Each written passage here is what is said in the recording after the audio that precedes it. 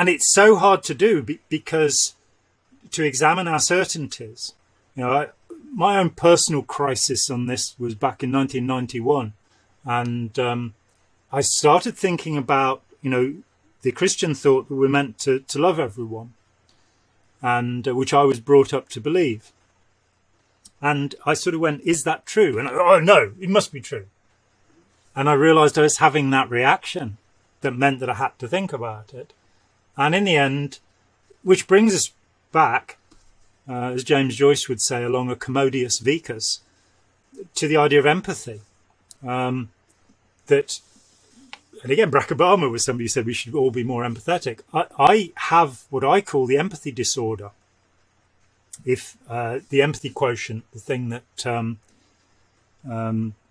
Sacha Baron Cohen's cousin Simon gave to one of the many things he's given to the world, brilliant man.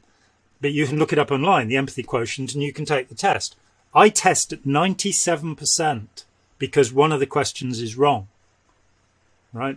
Which is when you are talking with people, do you talk more about yourself or about them? And their answer is you talk more about yourself, and that makes you empathetic. And my answer is it depends what the situation is. They may need, and I'm interested in, even the things you're saying are interesting me. What can I? Sorry, but even my things. Yeah, it took you a moment for that penny to drop.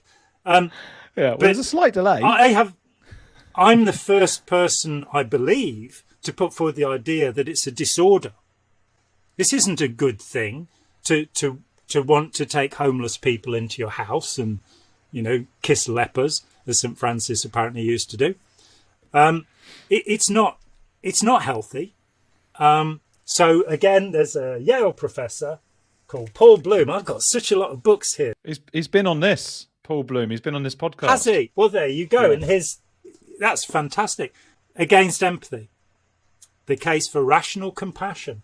Now, I think everything's in the title. I did read the book, but the title had already convinced me, that we need to think about how much we're giving and what we're giving, because again, as a Professor Jane McGregor put forward, who's at Nottingham University here, and she put forward the idea that in our society you have sociopaths, empaths, and what she calls apaths, who are the 60% of people, and it always seems to be that number. Milgram came to 60% of people who'd push the button to kill somebody. Schopenhauer in the 19th century said 60% of people don't become human, and he was one of them, frankly. And Eric Fromm also, for some reason, it's 60% of people will be authoritarian. They're followers. They're not capable of making up decisions. Until we can move that to 51% of us capable to do something, we're not going to have much of a democracy functioning. But that idea of looking at things from what Jane McGregor is saying is that sociopaths get hold of apaths to destroy empaths. That's the simple hypothesis, because empaths are very easily caught out. I have been in my lifetime taken in by one or two predators, including Ron Hubbard, but some people, who've nicked things from me or, abused. I used to have agents from Scientology. There was one point where their head of intelligence cracked back in '93, and she told me, these are the 4 people I've got running against you. And it was really shocking because they were people I was trying to help and, devoting time to. And they were recording the conversations to use against me. It's horrifying. So empathy is not where we should be headed. Compassion, and it is a differentiation, an interesting one, but compassion, understanding other people's feelings, and being able to work towards the best outcome. Almost cognitive empathy rather than the feeling of empathy. Yeah, cognitive empathy is used as a description of psychopaths, of course, that they understand what other people are feeling. Whereas on the other end of the scale, and again, this is Baron Cohen, you have autism, where you are not aware, or at least not aware of how to react to other people's feelings. Would you like a nice hot beverage? That's the usual thing you have to say to people if they look disturbed, apparently.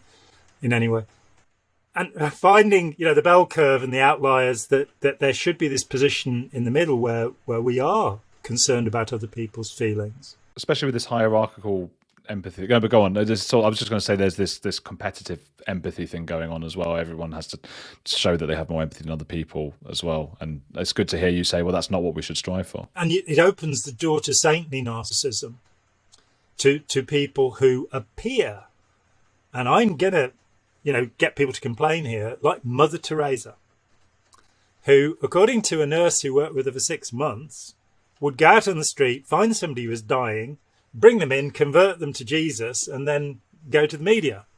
And for me, that's not really compassion. In fact, compassion, I think Jesus points this out, that you pray in a closet. They had closets even back then. And you keep it to yourself. So making broad your phylactery, and you're Jewish, you know what a phylactery is, don't you? No. Most people probably don't. You'll see ultra-Orthodox Jews putting a little leather pouch on their head and on their arm. And these are called phylacteries. And it's showing off that you're praying. I know it as tefillin. Tefillin, there you go. Yeah, in the translation of the New Testament, I have they're called phylacteries, which is probably some Greek. So those are the stories that we tell ourselves about religion and virtue and Mother Teresa stuff, but it might come from evolutionary psychology, in terms of just, the status game and all that kind of thing. And in terms of, you would get more food from the rest of your tribe if you appeared virtuous, but the key word being appeared. If you appeared like you were a nice person who shared your food, you'll get more food back. And that's 300,000 years of doing that. So we're very good at convincing, but we also have to convince ourselves. I don't think people are going around saying, look at what a good person I am, and then believing, God, deep down, I'm not. I feel like they're possibly actually telling themselves like, wow, I really am wonderful, because that's one of the delusions you need to get through life, which is that you're just a fantastic person. I think that Boris Johnson probably looks at the mirror every night and says, I am so wonderful. So handsome. So gorgeous, so fat, so plumply fat, But I do think fat shame, John. Yeah, that's it, let's get him. I think there's that balance. I said earlier that I'm not sure that it's proper for us to love ourselves. And I think, for me, this is a very important point. It's always felt a bit icky to me. The greatest love you'll ever know is for yourself, as Guy Garvey put it. And bless Guy Garvey, what a genius. But that particular concept is just weird to me, that that boastfulness, that bragging, that sense of how great you are. Why? There's just something wrong with that. But I must say, having reached a fairly ripe old age, that, as a younger man, I despaired of humanity. I actually was born with the empathetic philanthropy, wanting to help people, and I found out that virtue is its own punishment. That karma. Forget it. You keep. Why was Hitler able to do anything if karma is true? So, but now I'm the only person I know, I think, who's and I hate this word, but optimistic about humanity. I think that we do have the toolkit to solve the problems. Whether we will or not is another matter, and what Putin